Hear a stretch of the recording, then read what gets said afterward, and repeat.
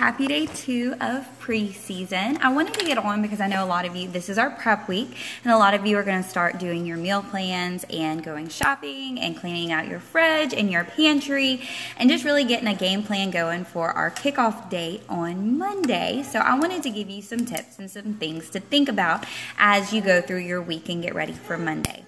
So my very first thing is I hope that you have read your nutrition guide for your program if it's come in. I've talked to a few of you about how the meal plans that I have posted are based on the 21 Day Fix or Country Heat or Size meal plans where they use the color containers. And I posted last night the equation to use to figure out what number of, excuse the noise, it's almost bedtime, we're getting a little sleepy, how many containers to eat for each, for your calorie intake and how to figure that out and what size the containers are and those kind of things. So hopefully you've been able to figure that out.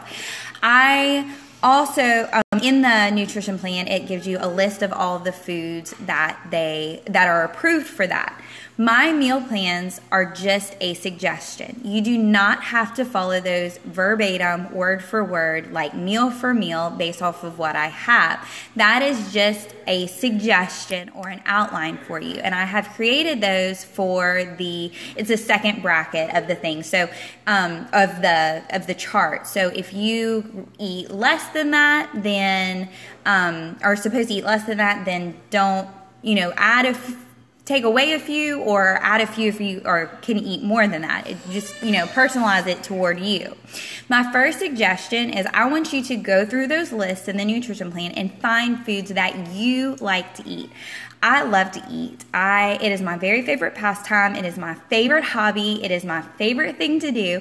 And I like to get excited about the foods that I eat. If I'm not excited about eating it, more than likely, I'm not going to eat it. I cannot tell you how many days that I have put like an apple or celery or carrot sticks into my lunchbox, and you know that what happens? It ends up staying in my lunchbox, and I don't eat them. And then I get hungry, and then I get home, and then I start snacking, and then I have fallen off the wagon. So I really want you to go and pick foods that make you excited.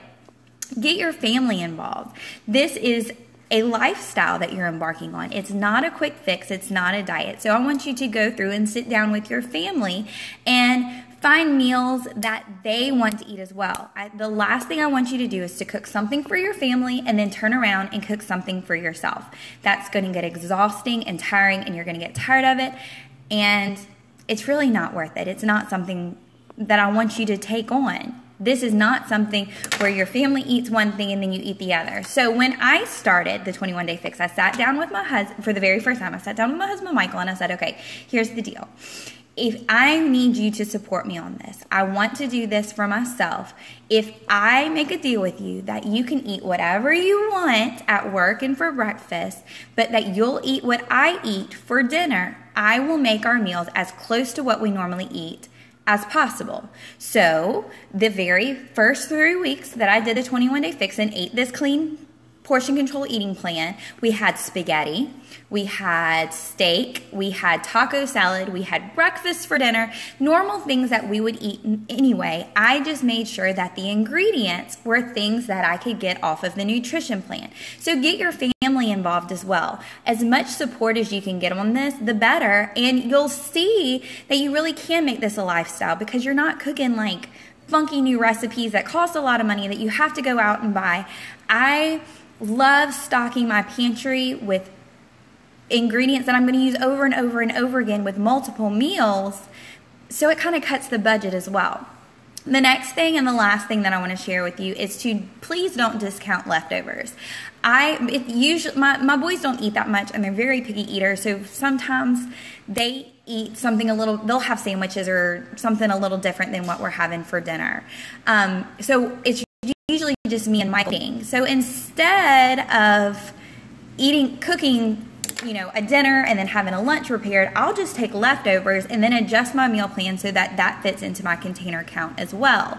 That way, we're not wasting food. There's not our fridge isn't full of casserole dishes that we're never going to go back and eat, and I'm having to cook 2 meals a day, and then my meal prep is crazy on Sunday. Usually when I meal prep, this is a little secret that I don't tell a lot of people, I don't usually meal prep that much for lunch. I'll get my snacks ready and I'll do my dinner, but probably 4 out of the 5 days of the work week, I'm eating leftovers for lunch because it just works for me.